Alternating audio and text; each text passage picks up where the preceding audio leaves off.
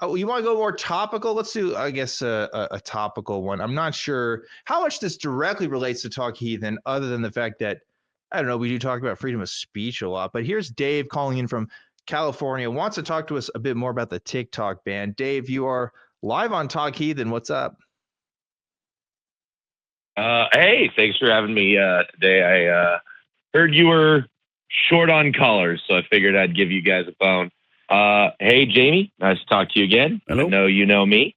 How you doing today? Fine. I have And learned. you too, Dan. I have learned Yeah. to recover from a compressor stall in the F-14A, so I'm quite good.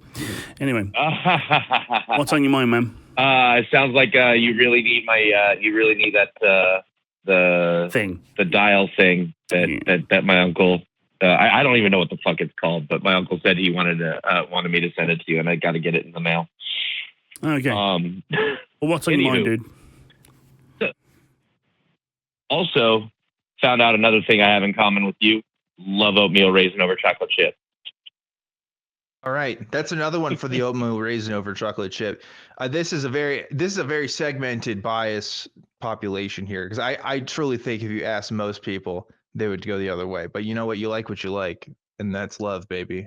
So you know, keep it rolling. I dig it. So, all right, Dave, what you got regarding for us? Regarding the TikTok ban, I feel like it is more of a political power play than anything else.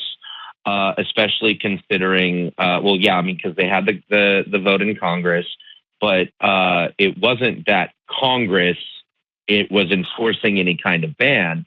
TikTok specifically said, we're going to go dark on Sunday unless Biden gives them some kind of assurance that he's not going to enforce it.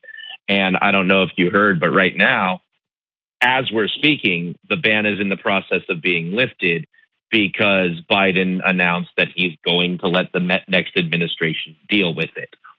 So again, it was all just a power play. It's all just a fucking move to they were just trying to show the government that they were making an unpopular decision because the populace does not like it.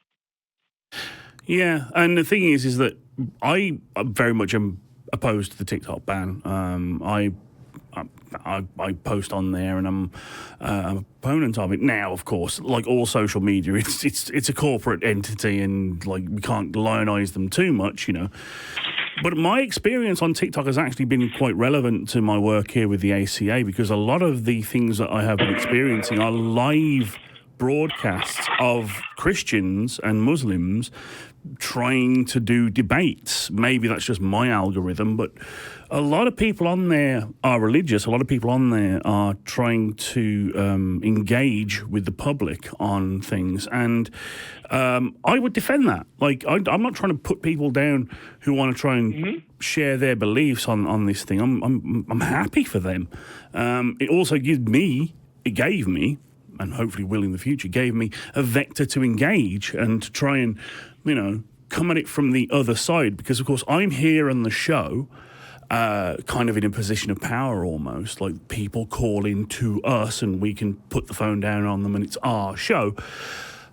I like the dynamic where I'm calling into them and I have to defer to them, because that's the kind of dynamic that forces you to be careful with your words. So I'm hoping that TikTok does stay so I can continue to engage with religious people in that way.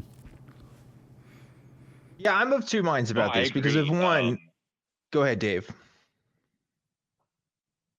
Oh, no. By all means, I was just saying I agree. That's literally all I was saying. Gotcha. Yeah. So, like, I'm of two minds of this because on the one hand, TikTok is an absolute hellhole of misinformation and of dangerous stuff that has definitely gotten people the wrong idea about literally everything.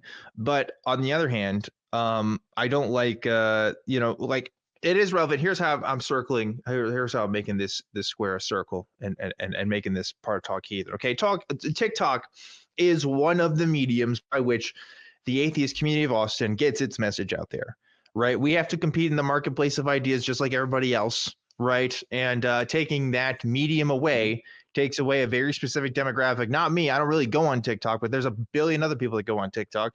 And Richard, our show producer, is doing lives even today before the show on TikTok, like he does every single Sunday, because that entices people to watch and get involved and be a part of the conversation. So like this sort of top-down approach, the idea is that it's for security is absolute, bullshit, because I've been to Europe. Okay. And when you go to Europe and you log into any website ever, they ask you all the things that they can take your information for, because they actually have regulations for that shit here. Okay. We don't have any of that kind of stuff in the US.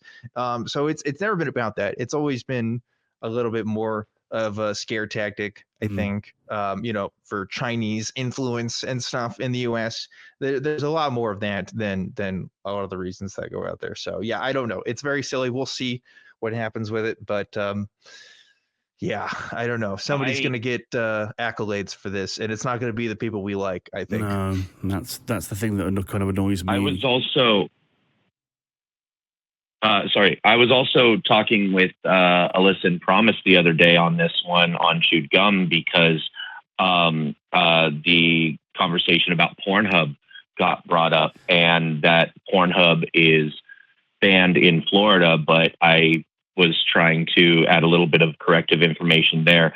It's not that Pornhub was banned in Florida. Pornhub pulled out of Florida, pun intended. Because, same in Texas, yeah. Ron DeSantis just signed a bill into law requiring porn distributors to verify age via having users upload their driver's license, and requiring distributors to track that data. And Pornhub said, no, we will not track user data this way. You can go without porn. Yeah.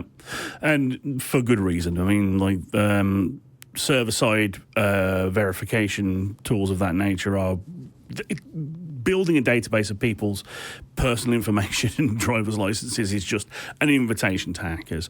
Pornhub and sites like it that are making a stand on this are in the right, in my opinion, because user-side age verification is what should be being done from an internet security standpoint. And again, it's the puritanical overreach, it's the saber rattling, it's the whole like wagging the finger. And again, this is why, again, to reference the cold open, this is what I'm fearing from the encroachment of Christian specifically, but religious in general, elements into the way that our lives are being dictated by law.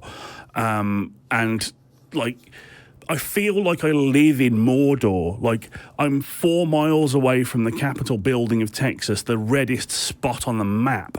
And I'm like, we should do something about it. So I'm hoping that through our work here, we can have some kind of impact to get like the puritanical, the dogmatic out of the law and bring reason back in, so we can make proper decisions on things like privacy and security. Jamie, I'm sorry, you haven't been living in this country long enough if you think that's going to happen. No, I don't. It's just not. Allow me to have a tiny shred of hope. Just a tiny shred. Anyway. I did though think that this was a great highlight of the hypocrisy of these same puritanical lawmakers, because the same people who are rattling their sabers against the TikTok and how China might be collecting our data are trying to enforce our own companies to collect data. So they care about who collects data as long as it's them. Yes, 100%. No, that's part of it. I mean, like the whole hypocrisy stuff, nobody cares about that anymore. That's the problem. Nobody cares. Everybody's a hypocrite. Everybody's doing dumb stuff. Like, the bad part about this is that people are going to see this ban and they're not even going to know who to blame. They're already shifting. Recently on the TikTok app, they already changed the message talking about how the president-elect Trump is going to, try to fix things or whatever. They put that messaging on there, right? I'm just reporting what they're talking about here. That's not even, that's a narrative within itself. that's already going to be pushed out there, regardless of its truth value, right? Like it doesn't matter. We're not a country that does research. We're not a country that is going to figure out the truth of things or reason things out or figure out who's doing what. We're just going to see the headlines and that's it. That's how most people, or at least half of people, make their decisions around here. And that's the reality that we live in until something is done about that, which is a sad prospect, but I just think is the truth that we live in right now. So I don't know what to do about that. I don't think we can be the saviors of that. Unfortunately, we can do what we can, but you know, all we can do is really talk about it and bitch about it on podcasts. I guess that's what we're doing. We can, but like if anything overtly religious does come up in legislation, which I anticipate it will, that's when we can step in. I mean, the ACA has a specific mission and a specific remit and a bounding box in which we can operate. But within that, I think that it behooves us again to be proactive. If it's overtly like we're gonna start putting God's law into your law, and that's why you can't look at boobs or whatever. That's something we can fight against. That's something we can stand up against, and that's a frivolous concept. But we are looking at people justifying the degradation and denigration of marginalised people, LGBT and trans community, and atheists and other religious communities, because book says so, because God says so. And that's where we can be a bulwark against that. And I'm hoping that it doesn't happen, that we don't have to. But if it does, I'm happy to step in. Yeah, well, we'll keep on. I voted for Larry Flint in 2003. I voted for Larry Flint in 2003. I thought he had the best ideas for the First Amendment at the time, but I was 19, so I had other reasons for liking Hustler at the moment. Yeah, well, let's just say I don't know. People have made worse decisions at 19, maybe. So, you know, we can just leave it at that. Hey, Dave, I think that's all the time that we got for you today. Any last words you want to add before we let you go today? No, it was a great call. Thanks for having me, and I hope you guys have a great rest of your show. Great. Thanks so much, Dave. Appreciate you calling in.